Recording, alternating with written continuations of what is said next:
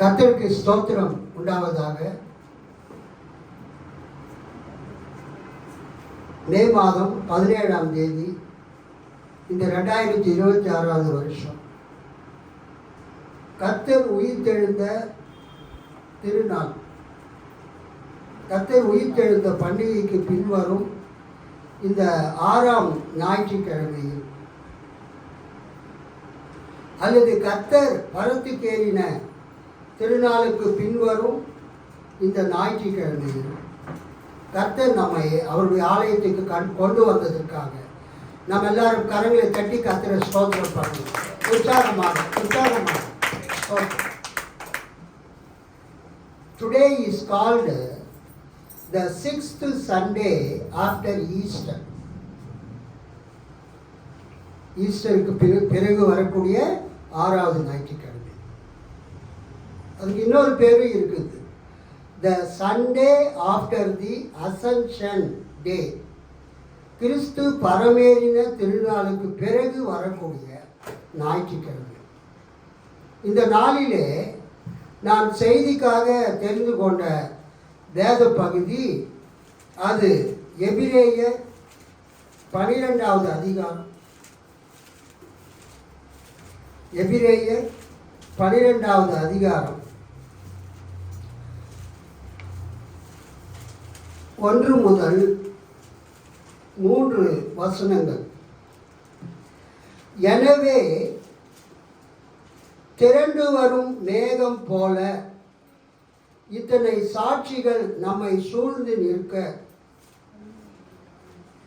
எந்த சுமையையும் நம்மை பற்றி கொண்டிருக்கும் எந்த பாவத்தையும் உதறி தள்ளிவிட்டு நமக்கு குறிப்பிட்டுள்ள பந்தயத்தில் மன உறுதியோடு ஓடுவோமாக. நம்பிக்கையை தொடங்கி வழி நடத்துபவரும் அதை நிறைவு செய்பவருமான இயேசுவின் மீது கண்களை பதிய வைப்போம். அவர் தாம் அடையவிருந்த மகிழ்ச்சியின் பொருட்டு இழிவையும் பொருட்படுத்தாமல் சிலுவையை ஏற்றுக்கொண்டார். இப்போது கடவுளது அரியணையின் வலப்பக்கத்தில் வீற்றிருக்கிறார். பாவிகளால் நமக்கு உண்டான எந்த எதிர்ப்பையும் மன உறுதியோடு தாங்கிக் கொண்ட அவரை எண்ணி பாருங்கள்.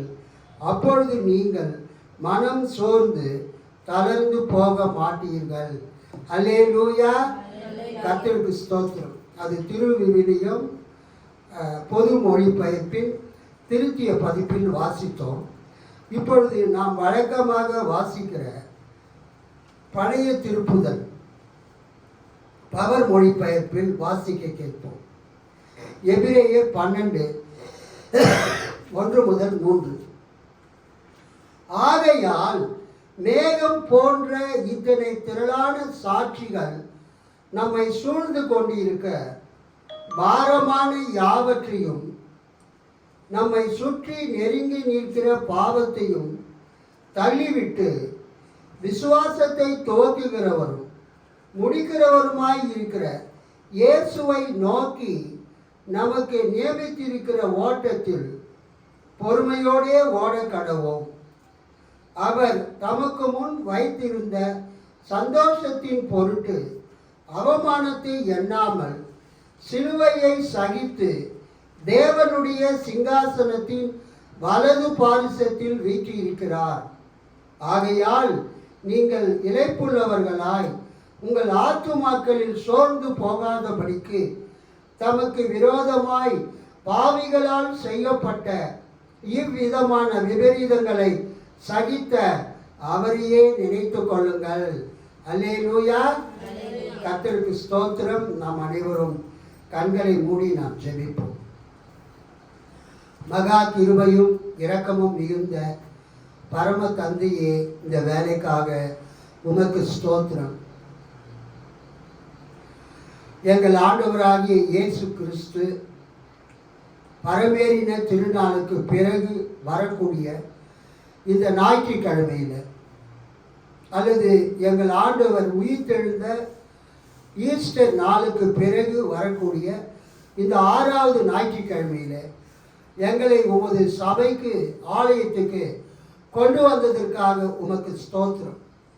இப்பொழுது நாங்கள் வாசித்த அந்த எபிரேயர் 12வது அதிகாரம் ஒரு 3 வசனங்கள், முதல் 3 வசனங்களிலிருந்து எங்களோடு பேசும்படியாக ஜெபிக்கிறோம். இந்த செய்தியை கேட்கக்கூடிய இந்த சபை விசுவாசிகளும் யூடியூபின் மூலமாக, ஃபேஸ்புக்கின் மூலமாக மற்றும் வாட்ஸ்அப், ட்விட்டர் மற்றும் த்ரெட்ஸ் மூலமாக ஆண்டவரே இந்த செய்தியை கேட்க போகிற, இன்ஸ்டாகிராம் மூலமாக கேட்க போகிற ஒவ்வொரு மக்களையும் நீர் ஆசீர்வதிப்பீராக. எங்களோடு பேசும் இயேசுவின் நாமத்தில் பிதாவே, ஆமென். அல்லேலூயா. கர்த்தருக்கு ஸ்தோத்திரம் உண்டாவதாக. இந்த நாளில் கூட கர்த்தர் நம்மை அவருடைய ஆலயத்துக்கு கொண்டு வந்ததற்காக கர்த்தருக்கு ஸ்தோத்திரம் உண்டாகட்டும். வருகிற ஞாயிற்றுக்கிழமைக்கு பெயர் பெந்தேகோஸ்தே திருநாள். வருகிற ஞாயிற்றுக்கிழமை மே மாதம் 24ஆம் தேதி பெந்தேகோஸ்தே திருநாள். கிறிஸ்துவ திருச்சபையில் முக்கியமாக 3 பண்டிகைகள் கொண்டாடப்படுகிறது. யூதர்கள் 7 பண்டிகைகளை கொண்டாடுகிறார்கள். கிறிஸ்தவர்களாகிய நாம் அந்த பண்டிகைகளை கொண்டாட தேவையில்லை. அது யூத பண்டிகைகள். அல்லேலூயா. கர்த்தருக்கு ஸ்தோத்திரம். கிறிஸ்துவ திருச்சபைகளில் சபை மக்கள் கொண்டாடக்கூடிய பண்டிகைகள் 3. ஒன்று இயேசு பிறந்த கிறிஸ்மஸ், 2வது இயேசு சிலுவையில் அறையப்பட்டு 3வது நாள் உயிர்த்தெழுந்த பண்டிகை ஈஸ்டர் பண்டிகை. ஈஸ்டர்லிருந்து 50வது நாள் பெந்தேகோஸ்தே நாள். அல்லேலூயா.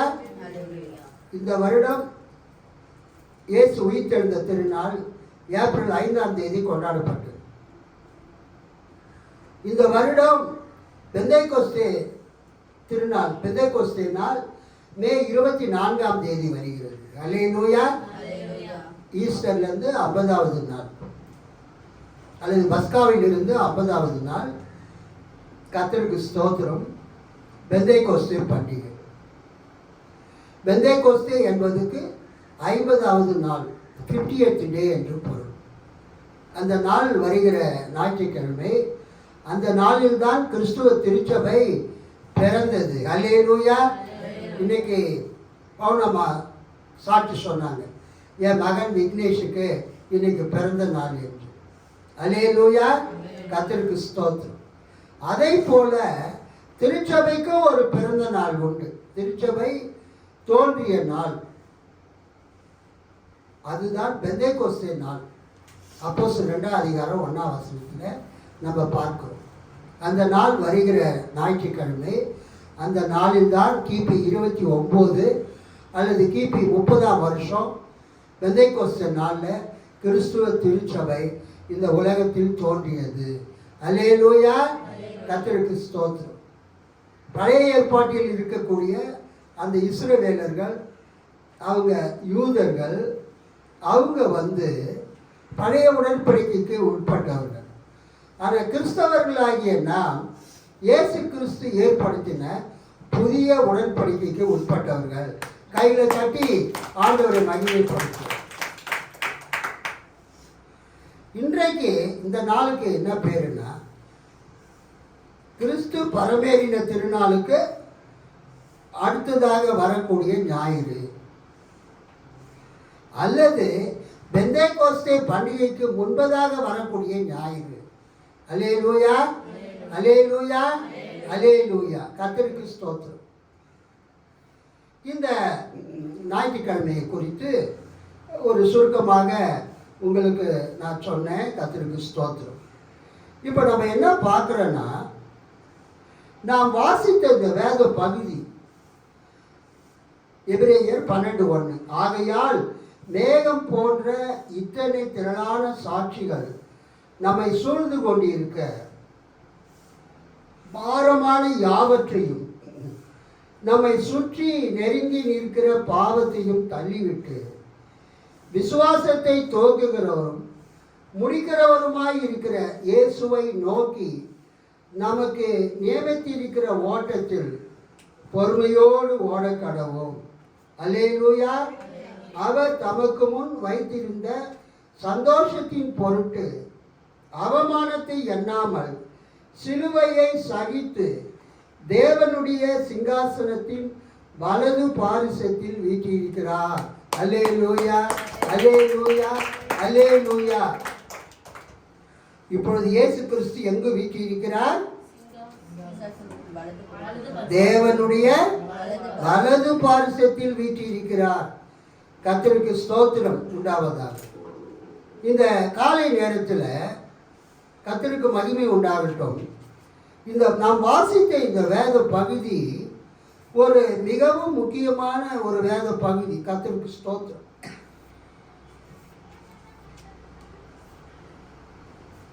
யூத கிறிஸ்தவர்கள் அவர்களுக்கு ஏற்பட்ட உபத்திரவத்தை, கஷ்டங்களை, துன்பத்தை அவங்களால தாங்க முடியாம அவங்க கிறிஸ்துவ சபைக்கு, யூதர்களாக இருக்கிறவங்க கிறிஸ்தவங்களானாங்க.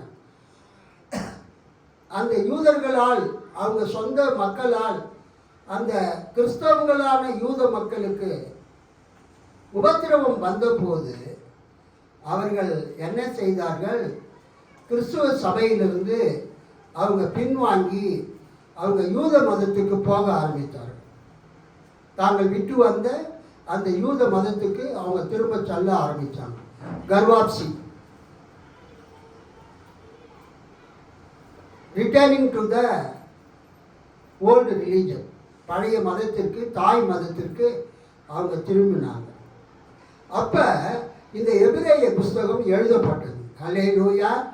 ஒருவேளை பவுல் எழுதியிருக்கலாம், அல்லது பர்னபா எழுதியிருக்கலாம், அல்லது ஆக்கில்லா பிரிஸ்கில்லால் எழுதியிருக்கலாம், அல்லது அப்போல்லோ எழுதியிருக்கலாம், அல்லது வேறு சிலர் எழுதியிருக்கலாம். ஆனால் கரெக்டாக யார் எழுதினாங்கன்னு தெரியல. கர்த்தருக்கு ஸ்தோத்திரம்.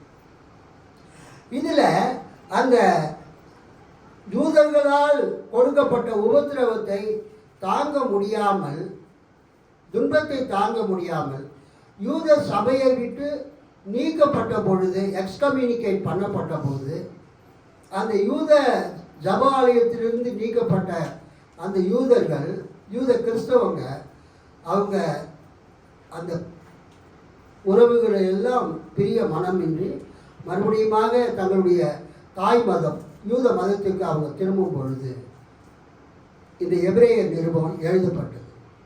இந்த எபிரேய நிருபத்துக்கு ஒரு பேர் இருக்குது, ஃபிஃப்த் காஸ்பல். அல்லேலூயா.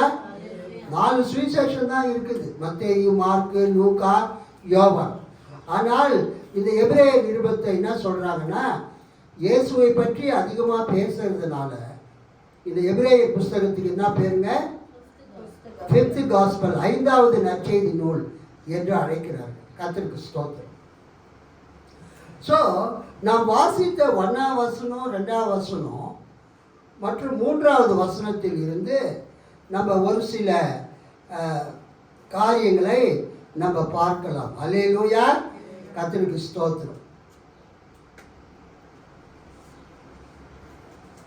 நாம் வாசித்த இந்த வேத பகுதி மிகவும் ஆழமான மற்றும் உற்சாகமான ஒரு கடவுளுடைய வார்த்தையாகும். அல்லேலூயா. இந்த வசனம் அல்லது இந்த வசனங்கள் நம் வாழ்க்கை பயணத்தை ஒரு ஓட்ட பந்தயமாகவும் இயேசுவை நம் லக்காகவும் கொண்டு வாழ நமக்கு வழிகாட்டுகிறது. அல்லேலூயா. இதன் ஆன்மீக அர்த்தத்தை எளிமையாக புரிந்து கொள்ளலாம்.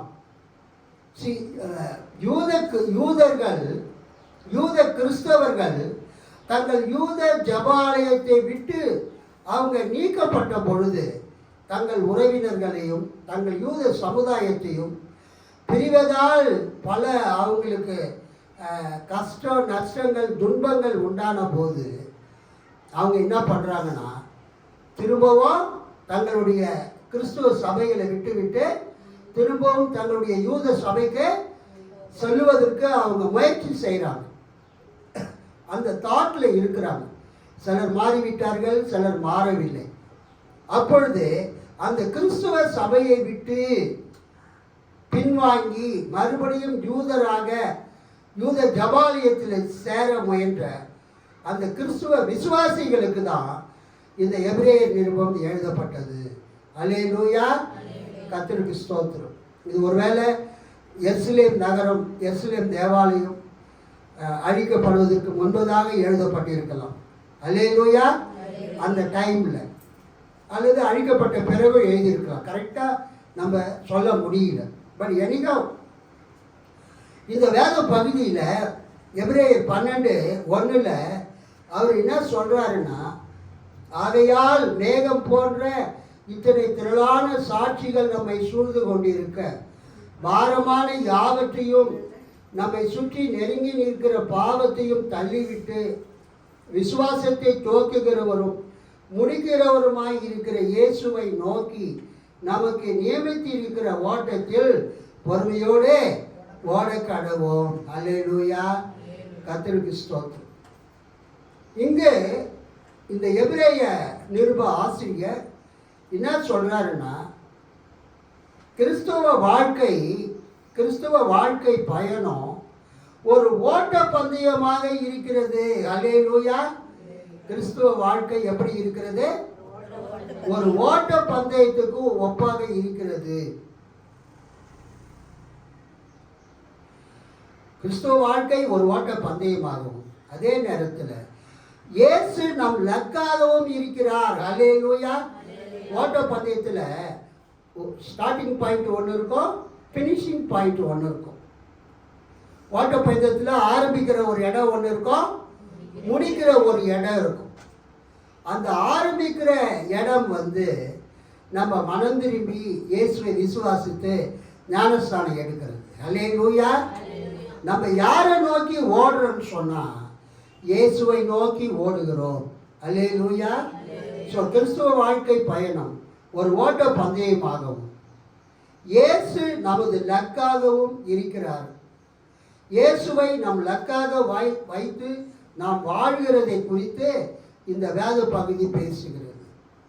இந்த உலகத்தில் வசிக்கிற ஒவ்வொருவரும் ஒரு நாள் இயேசுவை ஏற்றுக்கொண்டிருப்பார். அல்லேலூயா.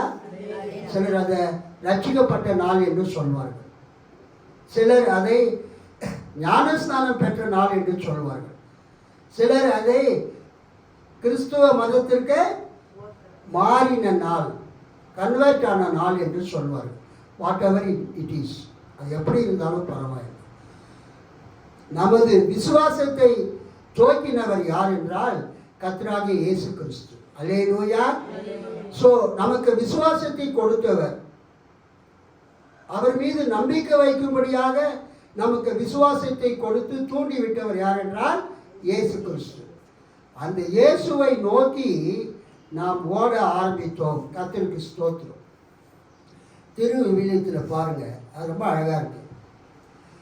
திரண்டு வரும் மேகம் போல் இத்தனை சாட்சிகள் நம்மை சூழ்ந்து நிற்க, எந்த சுமையையும் நம்மை பற்றி கொண்டிருக்கும் எந்த பாவத்தையும் உதறி தள்ளிவிட்டு நமக்கு குறிப்பிட்டுள்ள பந்தயத்தில் மன உறுதியோடு ஓடுவோமாக. நம்பிக்கையை தொடங்கி, கவனிங்க, நம்பிக்கையை தொடங்கி விசுவாசத்தை தொடங்கி வழி நடத்துபவரும். அல்லேலூயா. ஸோ நமக்குள்ளே விசுவாசத்தை தொடங்கி நம்மை வழி நடத்துபவரும். அல்லேலூயா. அதை நிறைவு செய்பவருமான விசுவாசத்தை தொடங்கினவர் கர்த்தராகிய இயேசு கிறிஸ்து. உங்களுக்குள்ளாக விசுவாசத்தை தொடங்கினவர் கர்த்தராகிய இயேசு கிறிஸ்து. அதை நிறைவு செய்பவரும் இயேசு கிறிஸ்து. அல்லேலூயா. அதை நிறைவு செய்பவரும் இயேசு கிறிஸ்து. அந்த இயேசுவின் மீது கண்களை பதிய வைப்போம். கைகளை தட்டி ஆண்டவரை மகிழ்வோம். நம்பிக்கையை தொடங்கி நமக்கு விசுவாசத்தை தொடங்கி வழி நடத்துபவரும் நம்மை வழி நடத்துபவரும் அதை நிறைவு செய்பவருமான அவர் தொடங்கின அந்த விசுவாசத்தை நிறைவு செய்பவருமான அந்த இயேசுவின் மீது கண்களை பதிய வைப்போம். அல்லேலூயா. இந்த உலகத்தில் வாழக்கூடிய கிறிஸ்தவர்கள் அனைவரும் ஏதோ ஒரு நாள் அவங்க இயேசுவை ஏற்றுக்கொண்டு, இயேசுவை ஆண்டவராக ஏற்றுக்கொண்டு, இயேசுவை இரட்சகராக ஏற்றுக்கொண்டு ஒரு கிறிஸ்தவளாக வாழ ஆரம்பித்தார்கள். அல்லேலூயா. நீங்கள் எல்லாரும் அப்படித்தான் ஒரு நாள் ஆண்டவராக இயேசுவை நீங்கள் ஏற்றுக்கொண்டீர்கள். உங்களை யார் வழிநடத்தி வருகிறது? கர்த்தராகிய இயேசு கிறிஸ்து. அல்லேலூயா. உங்களை வழிநடத்துகிறவர் கர்த்தராகிய இயேசு கிறிஸ்து. நீங்கள் ஓட ஆரம்பித்தீர்கள். You have started to run. கிறிஸ்துவ வாழ்க்கையில நீங்கள் ஓட ஆரம்பித்தீர்கள். கிறிஸ்துவ வாழ்க்கையில ஓட ஆரம்பித்து எந்த திசையில ஓடுகிறீர்கள் என்றால் இயேசுவை நோக்கி ஓடிக்கொண்டிருக்கிறீர்கள். நாம் அனைவரும் கிறிஸ்துவ வாழ்க்கையை ஆரம்பித்தோம், கிறிஸ்துவ விசுவாசத்துக்குள் வந்தோம், கிறிஸ்துவ விசுவாச வாழ்க்கையிலே ஓட ஆரம்பித்தோம். யாரை நோக்கி ஓடிக்கொண்டிருக்கிறோம்? இயேசுவை நோக்கி ஓடிக்கொண்டிருக்கிறோம். ஒரு அல்லேலூயா சொல்லாமா? அது நம்முடைய பைபிள்ல எப்படி இருக்குதுன்னா, விசுவாசத்தை துவக்குகிறவரும் முடிக்கிறவருமாய் இருக்கிற இயேசுவை நோக்கி நமக்கு நியமித்திருக்கிற ஓட்டத்தில் பொறுமையோடு ஓட கடவோம். அல்லேலூயா. இந்த அருமையான நாளிலே கூட இப்பொழுது இயேசு எங்கு இருக்கிறார்? சரி, நம்ம கிறிஸ்தவ வாழ்க்கையை ஆரம்பித்தோம், இயேசுவை ஏற்றுக்கொண்டோம், நம்ம ஞானஸ்தானம் எடுத்தோம், சபைக்கு வந்தோம். இப்போ இந்த உலகத்தில் ஏதோ ஒரு வேலை செய்து கொண்டு இருக்கிறோம். திருமணமானவர்கள் குடும்பத்தோடு அவர்கள் வாழ்ந்து கொண்டு இருக்கிறார்கள். திருமணமாகாதவர்கள் திருமணமாகாத நிலையில் இருக்கிறார்கள். ஆக மொத்தத்தில் எல்லாருமே இயேசுவை நோக்கி ஓடிக்கொண்டு இருக்கிறோம். அல்லேலூயா. இப்ப இயேசு எங்க இருக்கிறார்? தேவனுடைய வலது பார்சத்தில் இருக்கிறார். அல்லேலூயா சொல்லாமா?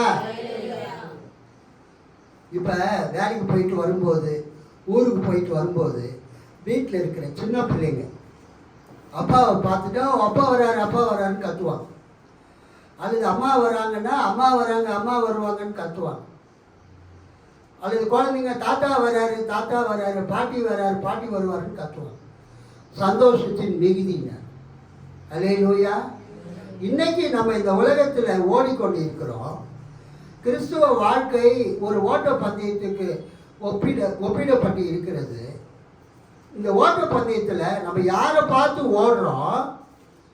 இயேசுவை பார்த்து ஓடுகிறோம். அல்லேலூயா. இப்போ அப்பாவோ அம்மாவோ தாத்தாவோ பாட்டியோ ஊர்லேருந்து வரும்போது, வேலையிலேருந்து வரும்போது வீட்டில் இருக்கிற பிள்ளை அவங்கள பார்த்து சந்தோஷப்பட்டு ஓடுது. அவங்க என்ன பண்ணுறாங்க? அந்த குழந்தையை தூக்கி அவங்க அனைத்து முத்தமிட்டு கொஞ்சுகிறார். ஸோ இந்த காலை நேரத்தில் நாம் அனைவரும் இயேசுவை நோக்கி ஓடிக்கொண்டிருக்கிறோம். ஆனால் இப்போ இயேசு எங்கே இருக்கிறார் பாருங்க. ரெண்டாவது வசனம். அவர் தமக்கு முன் வைத்திருந்த சந்தோஷத்தின் பொருட்டு அவமானத்தை எண்ணாமல் சிலுவையை சகித்து தேவனுடைய சிங்காசனத்தின் வலது பாரிசத்தில் வீற்றிருக்கிறார். இப்பொழுது இயேசு கிறிஸ்து எங்கு உட்கார்ந்து கொண்டிருக்கிறார்? தேவனுடைய வலது பாரிசத்தில், தேவனுடைய வலது பக்கத்தில் உள்ள சிங்காசனத்தில் அவர் வீற்றிருக்கிறார். அல்லேலூயா.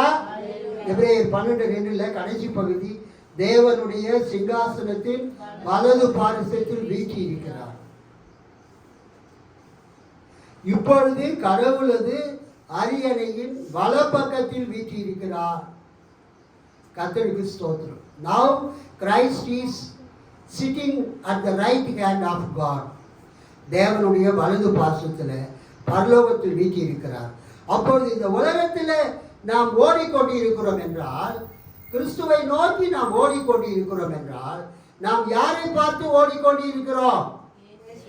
இயேசுவை பார்த்து ஓடிக்கொண்டிருக்கிறோம். தேவனுடைய வலது பாரிசத்தில் உட்கார்ந்து கொண்டிருக்கிற இயேசுவை பார்த்து ஓடிக்கொண்டிருக்கிறோம். எபேசியர் 2வது அதிகாரம். எபேசியர் 2வது அதிகாரம் 7ஆம் வசனத்தை நானே படிக்கிறேன், கவனியுங்கள். கிறிஸ்து இயேசுவுக்குள் நம்மை அவரோடு கூட எழுப்பி உன்னதங்களிலே அவரோடு கூட உட்காரவும் செய்தார். கைகளை தட்டி ஆண்டவரை மகிமைப்படுத்துவோம். உற்சாகமாக கைகளை தட்டுவோம். இயேசு இப்பொழுது எங்க உட்கார்ந்துட்டு இருக்கிறாரு? உன்னதங்களில, பரலோகத்துல தேவனுடைய வலது பார்சத்தில் உட்கார்ந்து கொண்டிருக்கிறார். அட் பிரசன்ட் கிறிஸ்தவர்களாகிய நாம் இப்பொழுது எங்க இருக்கிறோம்? பூமியிலே இருக்கிறோம். பூமியிலே கிறிஸ்துவ வாழ்க்கையை நாம் நடந்து கொண்டிருக்கிறோம். கிறிஸ்துவ வாழ்க்கையிலே ஓடிக்கொண்டிருக்கிறோம். அல்லேலூயா. யாரை நோக்கி ஓடிக்கொண்டிருக்கிறோம்? வலது பார்சத்தில், தேவனுடைய வலது பார்சத்தில் உட்கார்ந்து இருக்கிற இயேசுவை நோக்கி நாம் ஓடிக்கொண்டிருக்கிறோம். ஸோ இங்கு விசுவாசிகளுக்கு 2 நிலை இருக்கிறது. ஒன்று பிசிக்கல் ஸ்டேட்டஸ். இப்போ நம்ம பூமியில் சரீரத்தில் இருக்கிறோம். பிசிக்கல் ஸ்டேட்டஸ் நம்ம பூமியில் சரீரத்தில் இருந்தாலும் எபேசியர் நிருபத்தில் அதை எழுதின பவுல் என்ன கூறுகிறார் என்றால், நாம் பூமியிலே இருந்தாலும் நம்முடைய ஆவிக்குரிய ஸ்டேட்டஸ் எங்கே இருக்குதுன்னா, ஆவிக்குரிய நிலை பரலோகத்தில் இருக்கிறது. அல்லேலூயா. அதைத்தான் நம்ம 2:7 பார்க்கிறோம். இங்கிலீஷில் 2:6, தமிழில் 2:7. கிறிஸ்து இயேசுவுக்குள் நம்மை அவரோடு கூட எழுப்பி, எப்படி இயேசுவை தேவன் 3வது நாளிலே கல்லறையிலிருந்து எழுப்பினாரோ அப்படியாக ஒவ்வொரு கிறிஸ்துவ விசுவாசியையும் தேவன் ஞானஸ்நானத்தின் மூலமாக ஞானஸ்நானம் எடுக்கும் பொழுது அவர்களை தண்ணீருக்குள்ளிருந்து எழுப்பி, அல்லேலூயா, அவர்களை தண்ணீரில் இருந்து எழுப்பி அவர்களை எங்க உட்கார வைத்திருக்கிறார்? உன்னதங்களிலே அவரோடு கூட உட்காரவும் செய்தார்.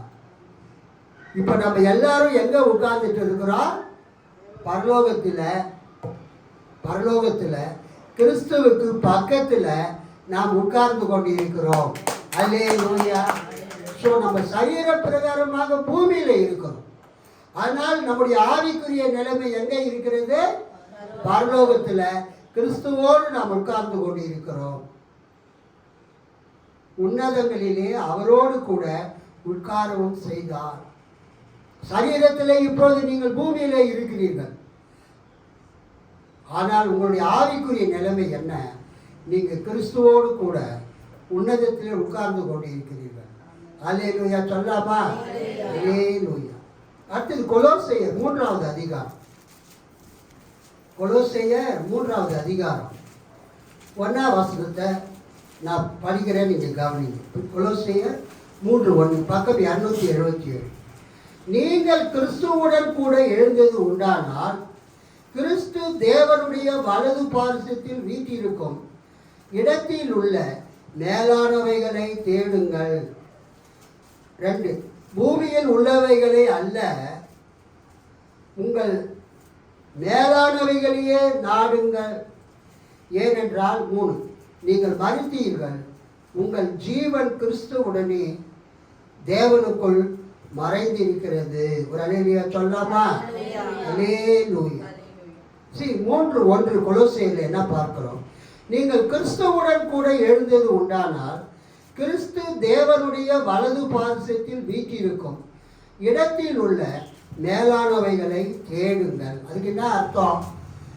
இப்போ நம்ம பூமியிலே இருக்கிறோம். அல்லேலூயா.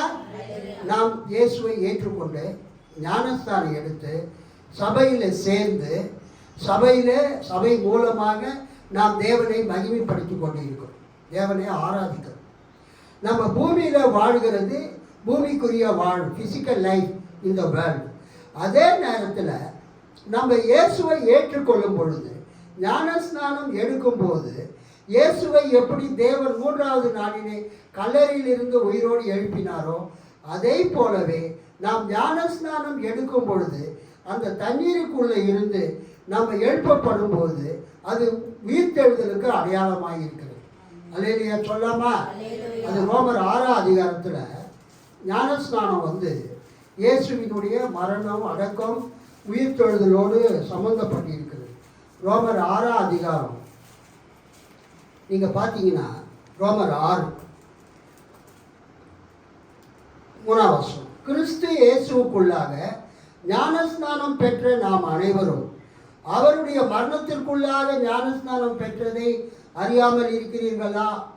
மேலும் பிதாவின் மகிமையினாலே கிறிஸ்து மரித்தோரிலிருந்து எழுப்பப்பட்டது போல நாமும் புதிதான ஜீவன் உள்ளவர்களாய் நடந்து கொள்ளும்படிக்கு அவருடைய மரணத்திற்குள்ளாக்கும் ஞானஸ்நானத்தினாலே கிறிஸ்துவுடனே கூட அடக்கம் பண்ணப்பட்டோம்.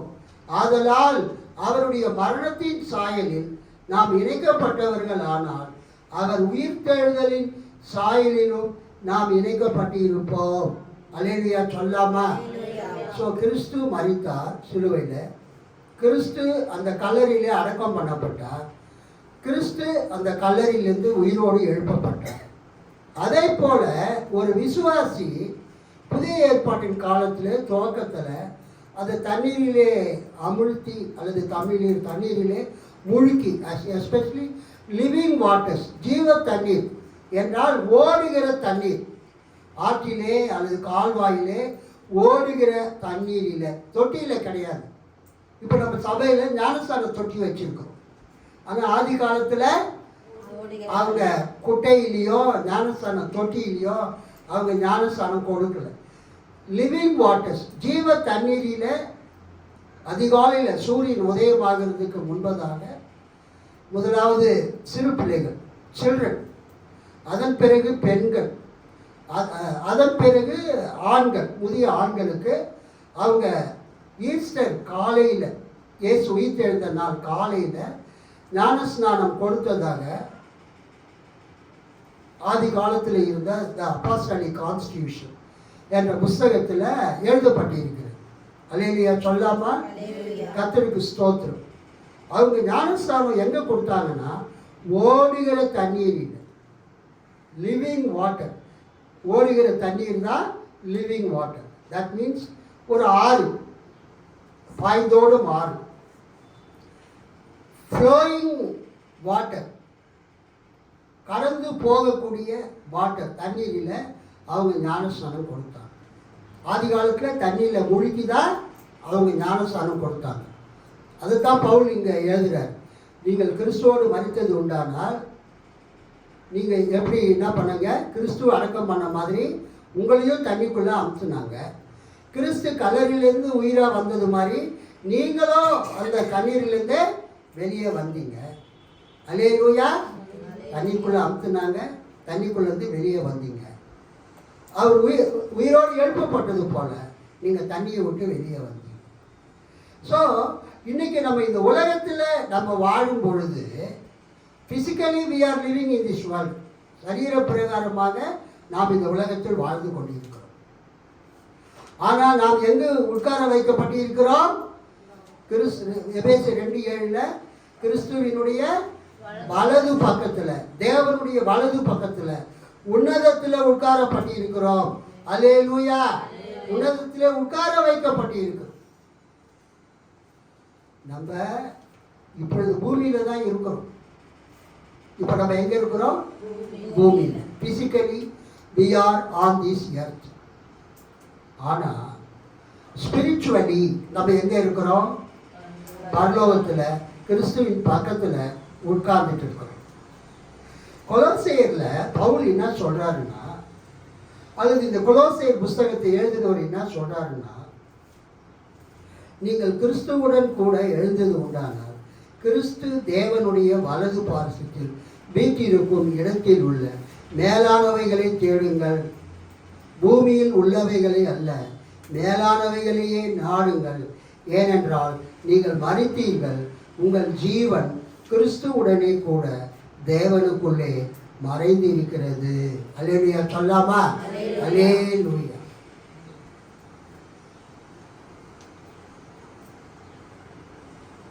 அவர் என்ன சொல்றாருன்னா, நீங்கள் பூமியில் வாழ்கிறீங்க, அது ஃபிசிக்கல் லைஃபு. ஆனால் உங்கள் ஸ்பிரிச்சுவல் லைஃப், ஆவிக்குரிய லைஃப் எங்கே இருக்குது?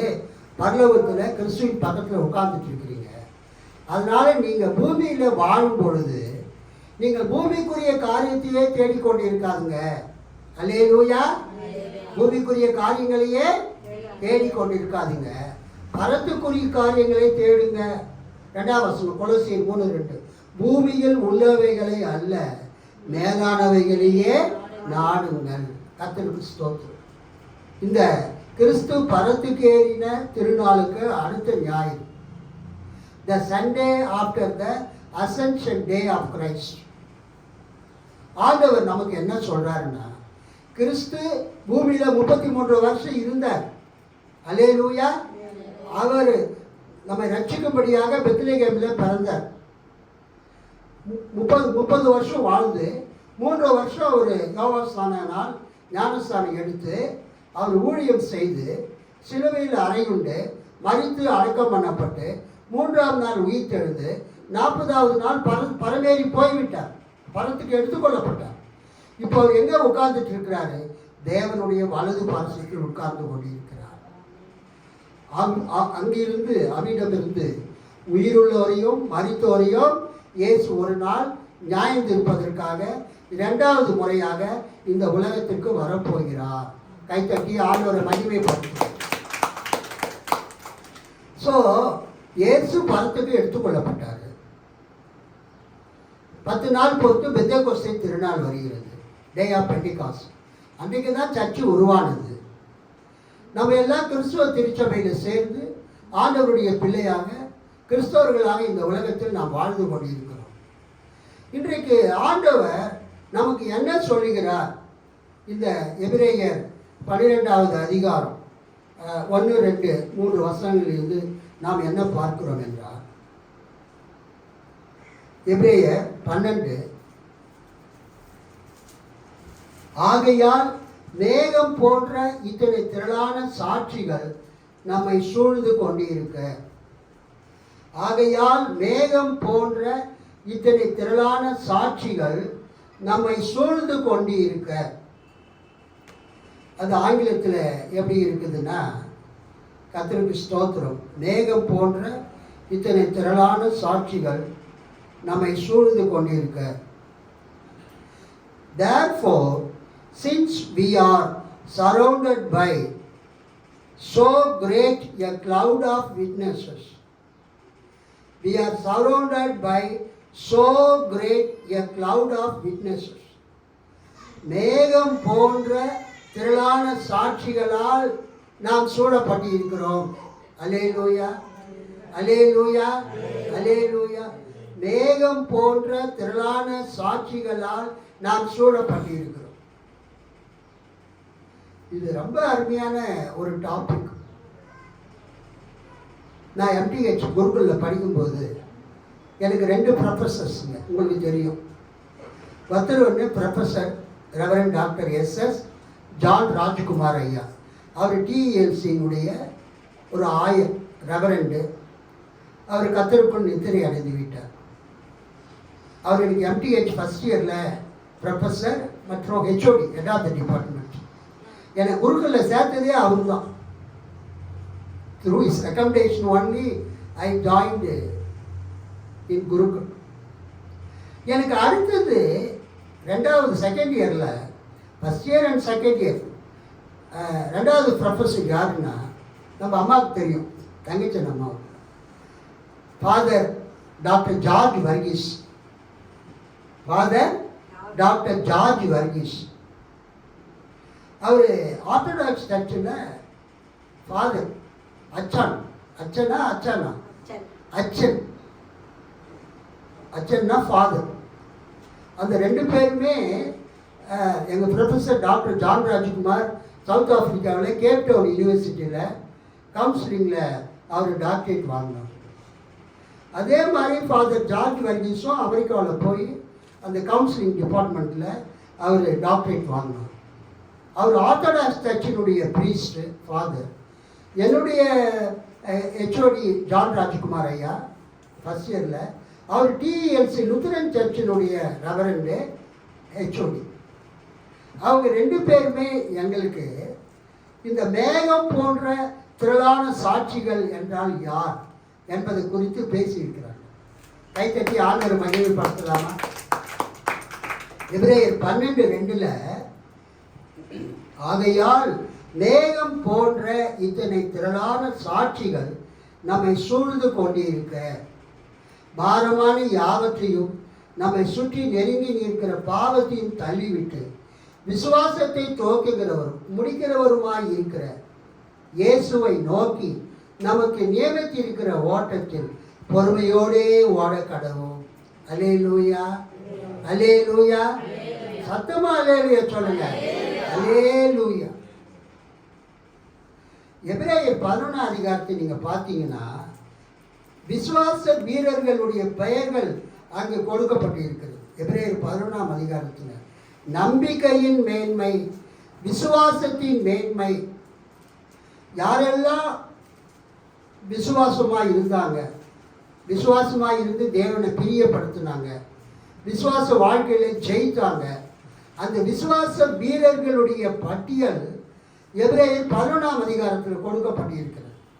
அல்லேலூயா, அல்லேலூயா. கர்த்தருக்கு ஸ்தோத்திரம் உண்டாவதாக.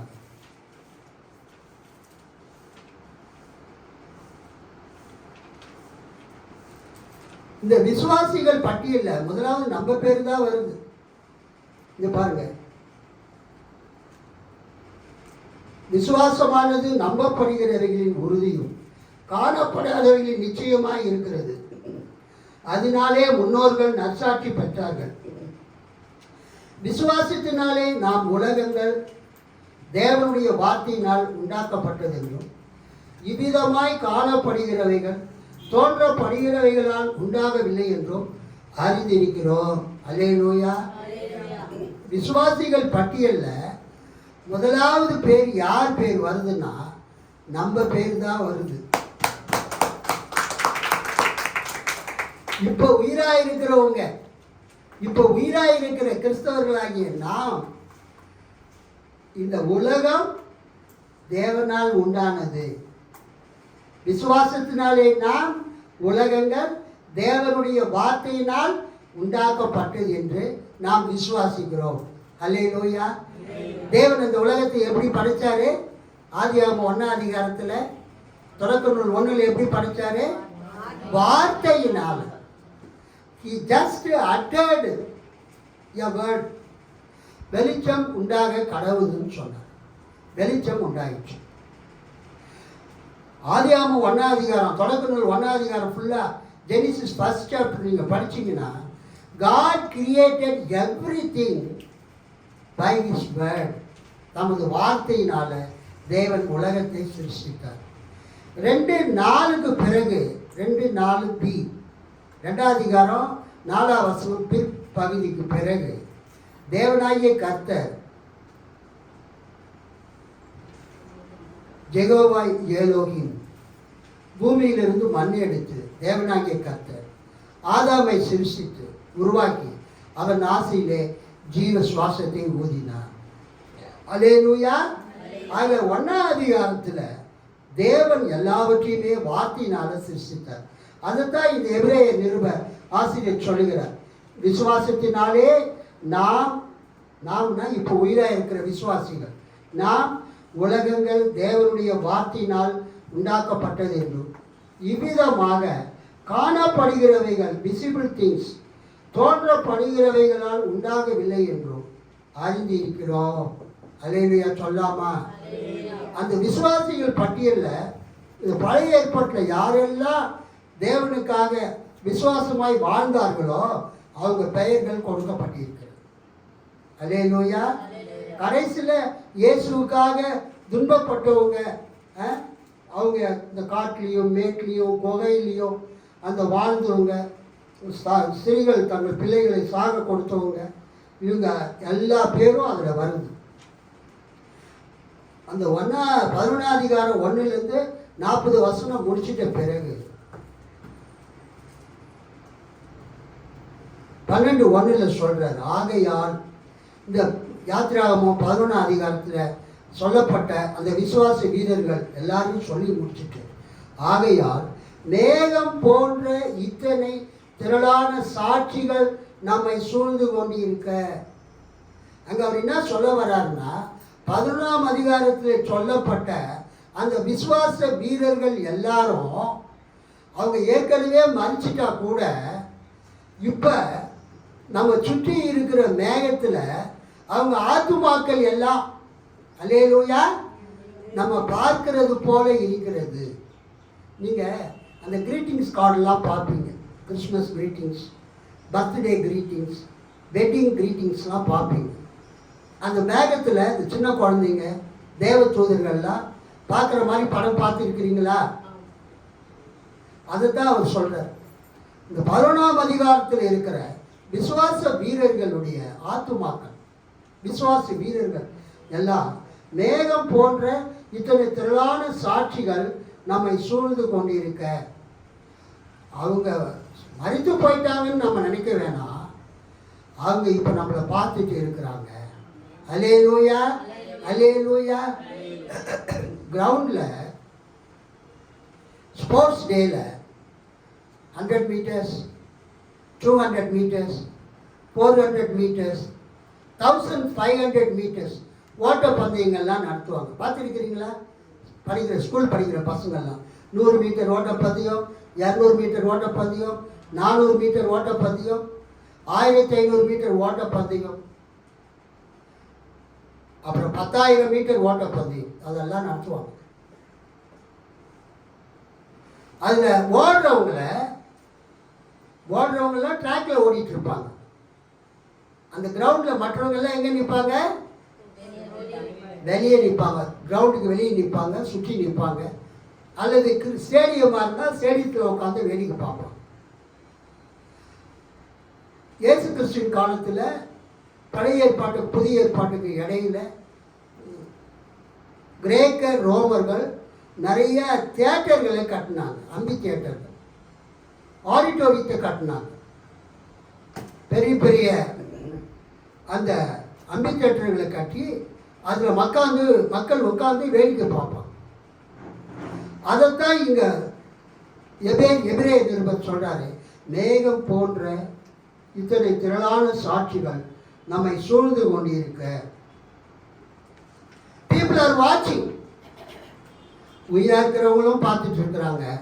ஏற்கனவே வாழ்ந்த விசுவாச வீரர்கள், மரித்தவர்களும் நம்ம ஓடுறத அவங்க பார்த்து கொண்டிருக்கிறாங்க. கிறிஸ்தவ வாழ்க்கையில நீங்கள் ஓடிக்கொண்டிருக்கிறீர்கள் அப்படின்னு நம்ம பார்த்தோம்.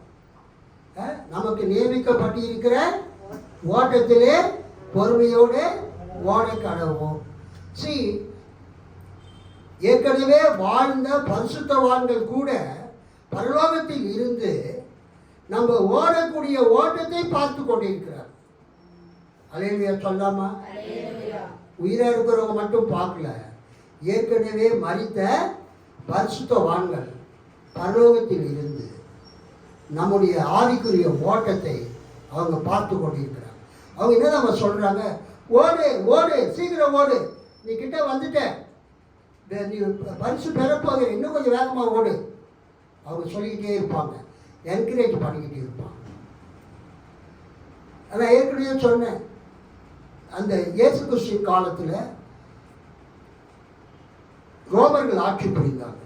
அந்த ரோமர்கள் ஆட்சிக்கு முன்னால் கிரேக்கர்கள் ஆட்சி புரிஞ்சாங்க, அலெக்சாண்டர் பீரியட். அப்போ எல்லா ஊர்லேயும் தியேட்டர் கட்டினாங்க, ஸ்போர்ட்ஸ் ஸ்டேடியம்ஸ், ஸ்போர்ட்ஸு ஸ்டேடியம் கட்டினாங்க. அதில் விளையாட்டு பந்தயம் நடக்கும். அவங்க பழக்கம் என்னன்னா, விளையாட்டு பந்தயத்தில் ஓடுகிறவங்க ட்ரெஸ் யாரும் போடக்கூடாது. ஏன்னு சொன்னால், இன்றைக்கி நம்ம பேண்ட் போடுறோம், ஷர்ட் போடுறோம், டிஷர்ட் போடுறோம், கால் சட்டை போடுறோம், நம்ம ஓடுறோம். ஆனால் அந்த காலத்தில் அவங்களுடைய ட்ரெஸ் எல்லாம் எப்படி இருக்குன்னா, அங்கி மாதிரி இருக்கும். எப்படி இருக்கும்? அங்கி மாதிரி. அந்த அங்கியெல்லாம் போட்டுட்டு அவங்களால என்ன பண்ண முடியாது? ஓட முடியாது.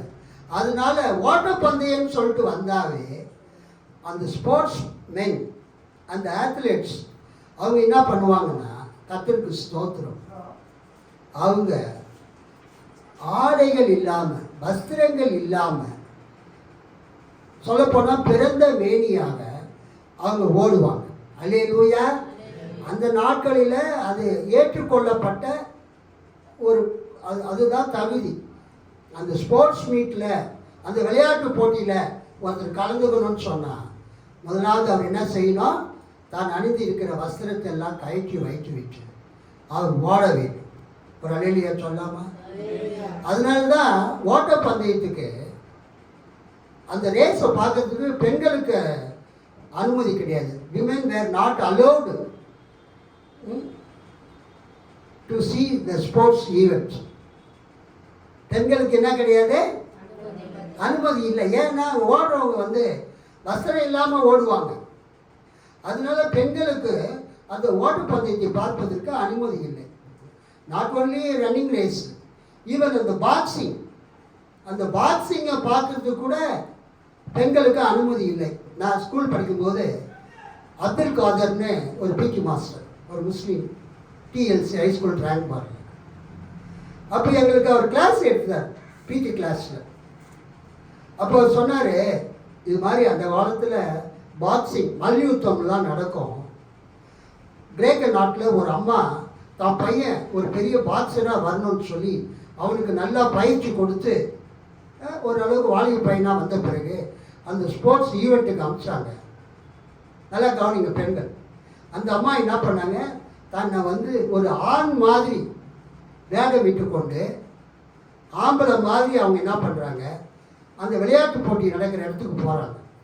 யார்? அந்த பையனுடைய அம்மா. பெண்கள் விளையாட்டு போட்டியை பார்க்கறதுக்கு அலவுடு கிடையாது. காரணம் உங்களுக்கு நான் சொல்லிட்டேன், அவங்க வஸ்திரம் அணியக்கூடாது. அப்போ என்ன நடக்குதுன்னா, அந்த மல்யுத்த போட்டியில் அந்த பையன் வின் பண்ணிட்டான், வெற்றி பெற்று விட்டான். கைத்தட்டி ஆண்டவர் மகிமைப்படுத்துங்க. அந்த அம்மாவோட சந்தோஷத்தை தாங்க முடியல. ஒரே கத்தி அவன் பேரை சொல்லி அவங்க ஓடி போய் அந்த பையனை கட்டி பிடிச்சி முத்தம் கொடுத்தாங்க. எங்க? அந்த கிரவுண்ட்லேயே.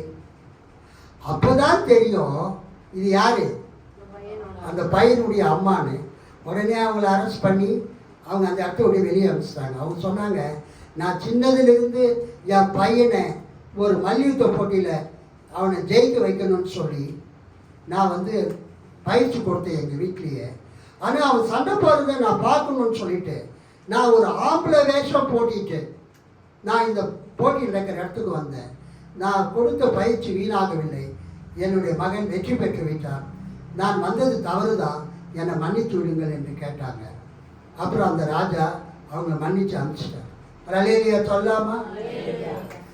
இப்போ என்னன்னா அதைத்தான் இங்கே நம்ம பார்க்கணும். பாரமான யாவற்றையும் விளையாட்டு போட்டியிலே கலந்து கொள்கிறவர்களுக்கு அவர்கள் அணிந்திருக்கிற வஸ்திரம் என்னதுங்க? அவங்க அணிந்திருக்கிற வஸ்திரம் என்னது? வசனத்தை பாருங்க, வசனத்தை பாருங்க. அங்க என்ன இருக்குது? பாரமான யாவற்றையும். விளையாட்டு போட்டியில ஓடுறவங்களுக்கு அவங்க ட்ரெஸ் போட்டுட்டு இருந்தா வேகமா ஓட முடியாது. அவங்களுக்கு அது தடையை உண்டாக்கும். அதற்காக அவங்களுக்கு பாரமாக இருக்கிற, அன்ஈசியாக இருக்கிற, அல்லேலூயா, அன்ஈசியாக சுலபமாக ஓட முடியாதபடிக்கு தடை செய்கிற அந்த வஸ்திரங்களை எல்லாம் கழட்டி போட்டுவிட்டு அவங்க ஓட்ட பந்தயத்தில் ஓடுறது மாதிரி கிறிஸ்தவ வாழ்க்கையில் இந்த உலகத்தில் ஓடிக்கொண்டு இருக்கிற விசுவாசிகளாகிய நீங்க உங்களுக்கு பாரமாக இருக்கிற யாவற்றையும், பாரமான யாவற்றையும், நம்மை சுற்றி நெருங்கி நிற்கிற பாவத்தையும் தள்ளிவிட்டு ஒரு கிறிஸ்தவ இந்த உலகத்தில் ஆவிக்குரிய ஓட்டத்தை ஓடிக்கொண்டிருக்கும் போது அவனுக்கு ரெண்டு காரியம் இருக்குது. பல பாரங்கள் அவனை அழுத்தும். குடும்ப பாரமாக இருக்கலாம், தனிப்பட்ட பாரமாக இருக்கலாம், வேலையில் ஏற்படக்கூடிய பாரமாக இருக்கலாம். பல வகையான பாரங்கள், அன்னெசரி பாரங்கள், பேலன்ஸாக இருக்கலாம். ஆனால் இந்த எபிரேயர் ஆசிரியர் சொல்றாரு, பாரமான யாவற்றையும் தள்ளிவிட்டு அப்புறம் நெருங்கி நிற்கிற சுற்றி நெருங்கி இருக்கிற பாவத்தையும் தள்ளி. சில விசுவாசிகளுக்கு தண்ணி அடிக்காம இருக்க முடியாது. சில விசுவாசிகளுக்கு ஸ்மோக் பண்ணாம இருக்க முடியாது. சில ஒருத்தர் ஒவ்வொரு பாவத்துக்கு அடிமையாக இருப்பாங்க, அடிக்டாக இருப்பாங்க. ஞானசாமி எடுத்திருப்பாங்க, சர்ச்சுக்கு வருவாங்க, ஊழியத்தில் இன்வால்வ் பண்ணுவாங்க, எல்லா ஹெல்ப்பும் பண்ணுவாங்க. ஆனால் அவங்களுக்குள்ள சில என்ன இருக்கும், பாவங்கள், சிறு சிறு பாவங்கள் இருக்கும். அவங்களால விடவே முடியாது. ஆண்டவர்கிட்ட சொல்லுவாங்க, என்னால் விடவே முடியலன்னு. பட் ஆண்டவர் என்ன சொல்கிறாருன்னா, பாரமான எல்லாவற்றையும் நீ விட்டு விடு, உன்னை சுற்றி நெருங்கி இருக்கிற பாவத்தையா தள்ளிவிடு. நீ இப்போ ஆவிக்குரிய ஓட்டத்தில் ஓடிக்கொண்டு இருக்கிறாய். ஆகவே உனக்கு பாரமாய் இருக்கிற எல்லாவற்றையும் தள்ளிவிட்டு நீ என்ன பண்ணு, கர்த்தரை நோக்கி நீ என்ன பண்ணு, உன் ஆவிக்குரிய ஓட்டத்தை நீ ஓடு. அதுக்கு அடுத்து இப்ப இயேசு எங்க இருக்கிறார்? பரலோகத்தில் தேவனுடைய வலது பார்சத்தில் இருக்கிறார். நம்ம பூலோகத்தில் இருந்தாலும் நம்முடைய ஆவிக்குரிய நிலை எங்கே இருக்கிறது? பரலோகத்தில் அவருக்கு பக்கத்தில் தான் நம்ம இருக்கிறோம்.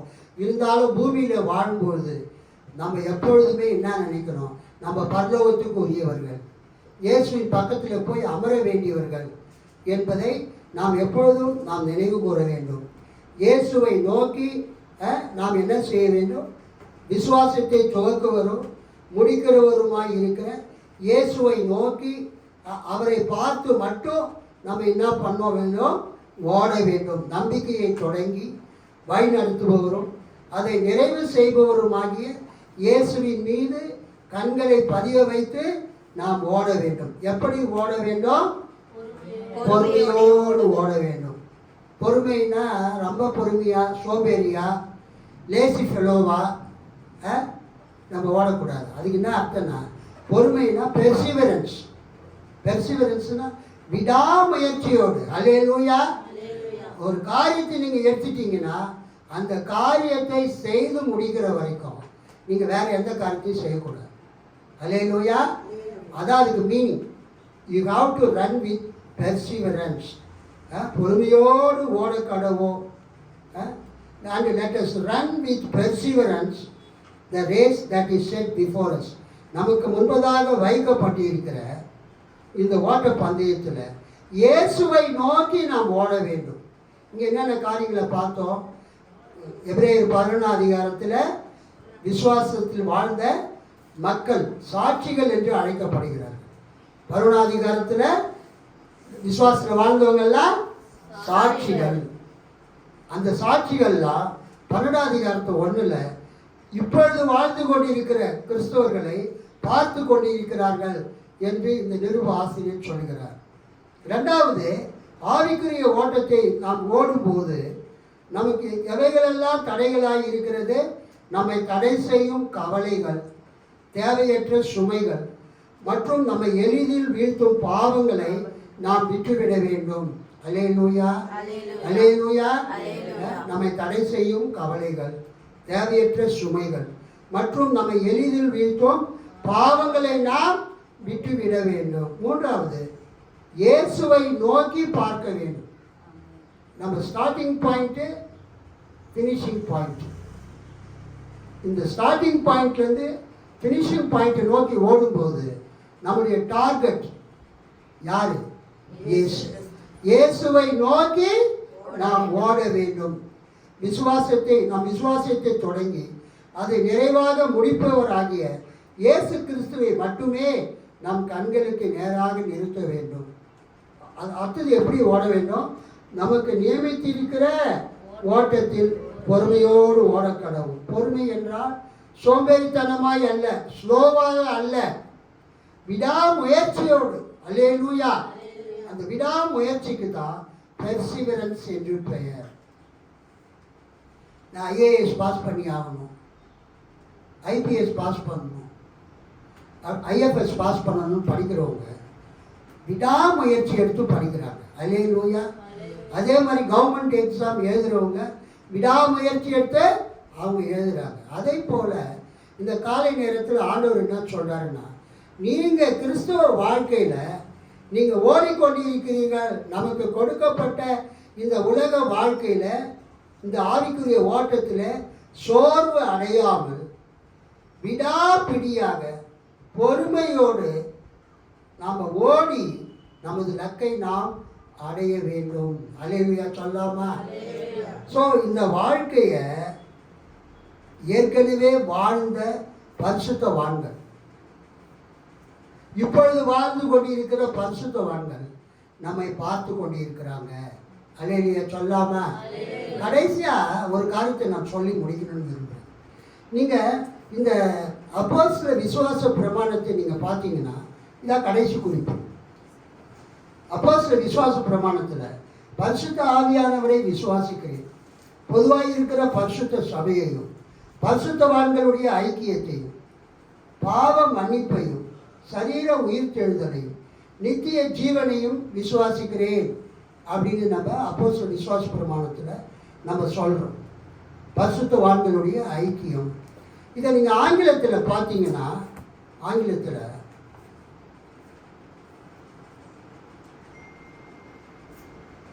ஐ believe in the Holy Spirit, பரிசுத்தாவியை விசுவாசிக்கிறேன்.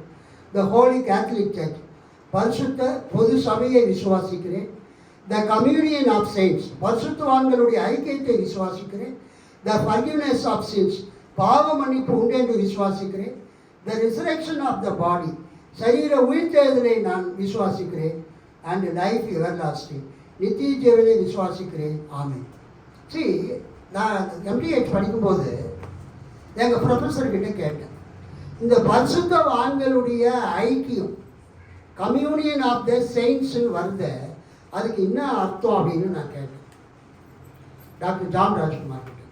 அப்போ அவர் சொன்னார், பரிசுத்தவான்கள் ஐக்கியம்னா இப்போ நம்ம எல்லாருமே சபைக்கு வர்றவங்க எல்லாரும் ஒன்று சேர்ந்து கூடி ஜெபிக்கிறது, அந்த உலகத்தில் இருக்கிற அனைத்து திருச்சபை மக்களும் ஒன்று சேர்ந்து ஐக்கியப்படுவது பரிசுத்தவான்களுடைய ஐக்கியம் என்று காணப்பட்டாலும், ஆனால் உண்மையில் இந்த விசுவாச பிரமாணம் எழுதப்படும் போது பரிசுத்தவான்களுடைய ஐக்கியம் என்பது வேறொன்றை குறித்தது. அதை நீங்கள் ஹிஸ்டாரிக்கல் பேக்ரவுண்டில் பார்க்கணும், தியாலஜிக்கலாக பார்க்கணும்னு சொன்னார். என்னுடைய ப்ரொஃபஸர் ஃபாதர் ஜார்ஜ் வர்கீஸை கேட்கும்போது அவர் ஆர்த்தடாக்ஸ் ப்ரீஸ்ட் எல்லாம் கவனிங்க, முக்கியமான பாயிண்ட். அவர் சொன்னார், இன்றைக்கி பொதுவாக நான் சொல்கிறதெல்லாம் யாரும் டீச் பண்ணுறது இல்லை. பரிசுத்தவான்கள் ஐக்கியம்னா இந்த உலகத்தில் இருக்கிற எல்லா கிறிஸ்தவர்களும் ஐக்கியமாக இருக்கணும், அதை தான் ஜென்ரலாக சொல்கிறாங்க. பரிசுத்தவான்கள்னா கிறிஸ்தவர்கள்னு சொல்கிறாங்க. ஆனால் ஏன்ஷியன் பீரியடில் முதல் 1000 வருடம் சபை ஒன்றா இருந்தது. One holy catholic apostolic church, one holy catholic apostolic church, ஒரே ஒன் ஹோலி பரிசுத்தம் உள்ள கேத்தலிக் பொதுவான அப்போஸ்தல திருச்சபை அப்படின்னு தான் இருந்தது. That is the 4 marks of the church, சபையினுடைய 4 அடையாளங்கள். அதில் ஆர்த்தடாக்ஸ் சர்ச்சு கேத்தலிக் சர்ச்சு 1054 ரெண்டாக பிரிஞ்சாங்க. அப்படி பிரியும் போது அந்த ஆர்த்தடாக்ஸ் சர்ச்சு அவங்க என்ன சொன்னாங்கன்னா, ஆர்த்தடாக்ஸ் சர்ச்சுன்னா கர்த்தருக்கு ஸ்தோத்திரம், இந்த கேரளாவிலலாம் அதிகமாக இருக்கும். என்னம்மா, கேரளாவில் நிறையா இருக்கும் ஆர்த்தடாக்ஸ் சர்ச்சு. அவங்க என்ன சொன்னாங்கன்னா, அந்த பொது சபைன்னா என்னன்னா,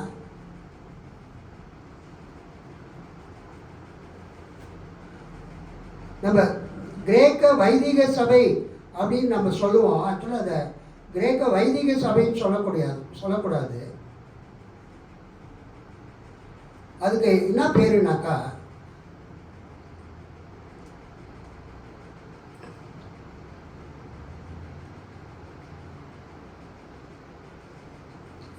கிரீக் ஆர்த்தடாக்ஸ் சர்ச், கிரேக்க என்னம்மா, அதுக்கு தமிழ் கரெக்டான வார்த்தை என்னன்னா,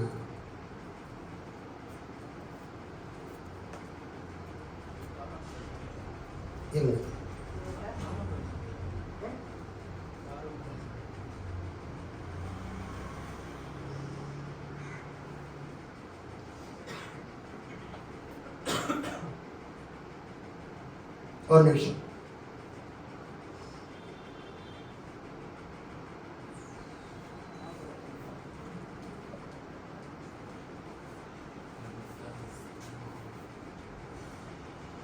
Greek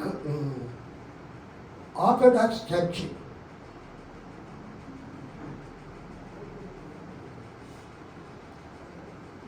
மரபு வழி திருச்சபை. அல்லேலூயா. மரபு வழி திருச்சபை. மரபு வழி திருச்சபைனா ஆர்த்தடாக்ஸ் சர்ச். நான் எப்போதுமே கிரேக்க வைதிக சபை அப்படின்னு நான் சொல்லுவேன். ஆனால் அது கிரேக்க வைதிக சபைன்னு சொல்லக்கூடாது. ஆர்த்தடாக்ஸ் கிரேக்க மரபு வழி சபை. அந்த கிரேக்க மரபு வழி சபையில் அவங்க அடிக்கடி சொல்கிறது என்னன்னா, எங்கள் உபதேசம் ஆர்த்தடாக்ஸி, சரியான உபதேசம், correct teaching. Orthodoxy correct teaching, சரியான போதனை, சரியான உபதேசம். எங்கள் சபையில் நாங்கள் செய்கிறது சரியான செய்கைகள், ஆர்த்தோ பிராக்சிஸ். ஆர்த்தோ பிராக்சிஸ் அப்படின்னா நாங்கள் செய்கிறது கரெக்ட் ப்ராக்டிசஸ். இதுதான் அந்த மரபு வழி சபையினுடைய மெயின் போதனைகள். ஆர்த்தோடாக்ஸி, ஆர்த்தோ பிராக்சிஸ். அவங்க சபையில் அவங்க என்ன சொல்கிறாங்கன்னா, அந்த சபையை சேர்ந்தவர் தான் என்னுடைய professor doctor George Varghese father. அவர் என்ன, அவர் வந்து ஆர்த்தடாக்ஸ் சர்ச்சில் அவர் ஒரு அச்சர், அவர் ஒரு ப்ரீஸ்ட். அவர் என்ன சொல்லுவார், எங்கள் சபையில் நல்லா கவனிங்க, நாங்கள் எப்போதெல்லாம் ஞாயிற்றுக்கிழமையில் இறை வழிபாட்டில் டிவைன் லிட்டர்ஜி நாங்கள் கூடி தேவனை ஆராதிக்கிறோமோ, இது எங்கள் சபையினுடைய நம்பிக்கை. என்னன்னா, பூமியில் இருக்கக்கூடிய உயிராக இருக்கக்கூடிய கிறிஸ்தவர்கள் எங்கள் சபை ஆராதனையில் இருக்கிறாங்க. அதே நேரத்தில் ஏற்கனவே மரித்த எங்கள் சபை விசுவாசிகள் இப்போ அவங்க பரலோகத்தில் இருக்கிறாங்க. அல்லேலூயா. ஸோ எங்கள் சபையில் நாங்கள் ஆராதனை பண்ணும்போது எங்கள் ஆராதனையில் ஏற்கனவே மரித்து பரலோகத்தில் இருக்கக்கூடிய அந்த விசுவாசிகளும் எங்கள் ஆராதனையில் வந்து கலந்து கொள்வாங்க. வித்தியாசம் புரியுதா உங்களுக்கு? இப்போ நம்ம சர்ச்சில் ஏற்கனவே மரித்து போன சத்தியநேசன் ஐயா இருக்கிறாரு, தங்கச்சன் ஐயா இருக்கிறாரு, அருணோதயம் அம்மான்னு ஒரு அம்மா மரித்து போயிட்டாங்க. ஏற்கனவே மரித்து போயிட்டாங்க, அவங்க கத்தர் இடத்துல போயிட்டாங்க. நம்ம ஆராதனை பண்ணும்போது அவங்க வராங்கன்னு நம்ம சொல்கிறது இல்லை. ஆனால் அந்த கிரேக்கு மரபு வழி திருச்சபையில், கிரீக் ஆர்த்தடாக்ஸ் சர்ச்சில் அவங்க நம்பிக்கை என்னன்னா, we believe in communion of saints. நாங்கள் பரிசுத்தவான்களுடைய ஐக்கியத்தை நாங்கள் நம்புகிறோம். we believe in communion of saints. பரிசுத்தவான்களுடைய ஐக்கியத்தை நாங்கள் நம்புகிறோம் அப்படின்னு அவங்க சொல்கிறதுக்கு என்ன அர்த்தம்னு ஆர்த்தடாக்ஸ் சர்ச்சு கிரேக்க மரபு வழி அந்த சபையினுடைய போதனை என்னவென்றால், ஞாயிற்றுக்கிழமை ஆராதனையில் அந்த ஆர்த்தடாக்ஸ் சர்ச்சில் சபை நடக்கும்போது, ஆராதனை நடக்கும் பொழுது உயிராக இருக்கக்கூடிய கிறிஸ்தவர்களும் இங்கே வந்து கலந்து கொள்ளுவாங்க.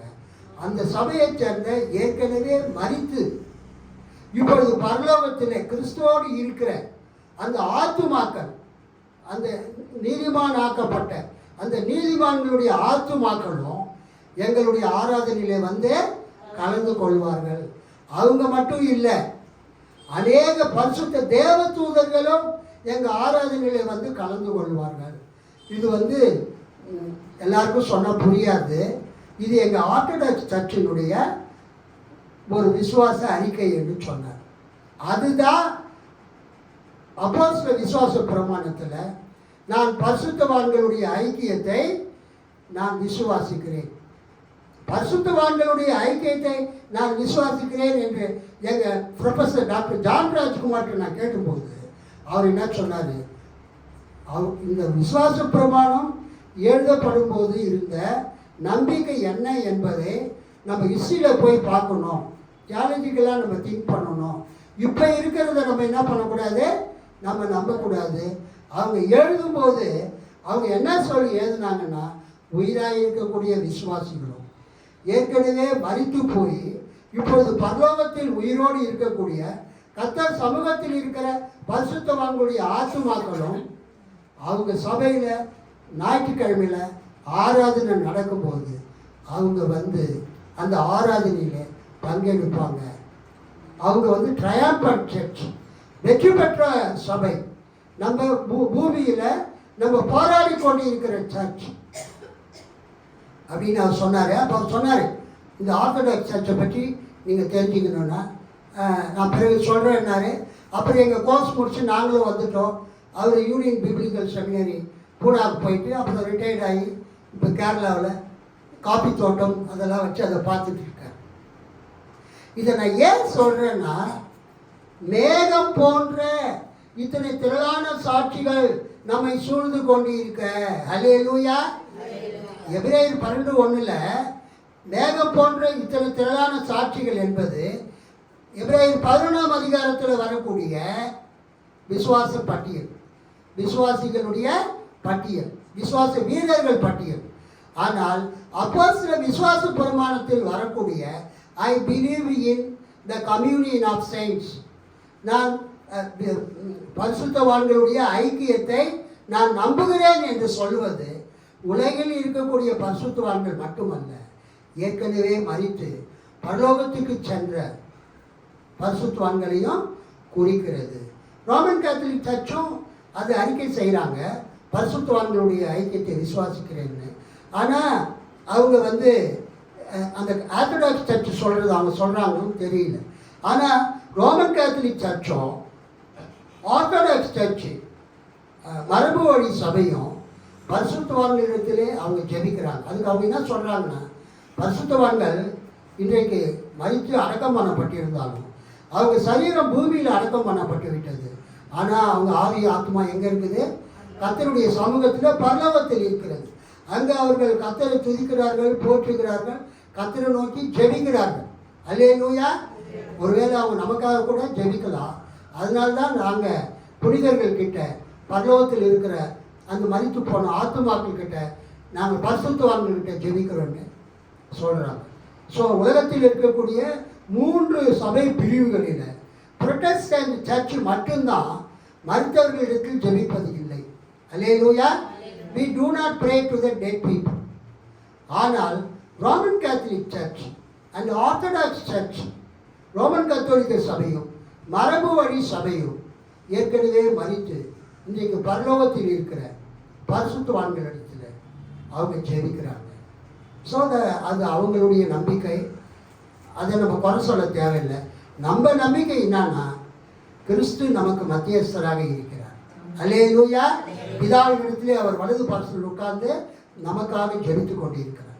ஸோ இந்த காலை நேரத்தில் ஒரு ஆழமான சத்தியத்தை நாம் தியானிக்க கர்த்தர் நமக்கு உதவி செய்தார். ஆகவே நாம் அனைவரும் நமக்கு நியமிக்கப்பட்டிருக்கிற இந்த ஓட்டத்தில் நம்ம பொறுமையோடு விடாமுயற்சியோடு, அல்லேலூயா, அதை நாம் முடித்து நிறைவேற்றுகிற வரைக்கும், நம்முடைய ஓட்டத்தை ஓடி முடிக்கிற வரைக்கும் நாம் ஓட வேண்டும். அதற்கு கர்த்தர் உங்களுக்கும் எனக்கும் கிருபை பாராட்டுவாராக. ஆமென்.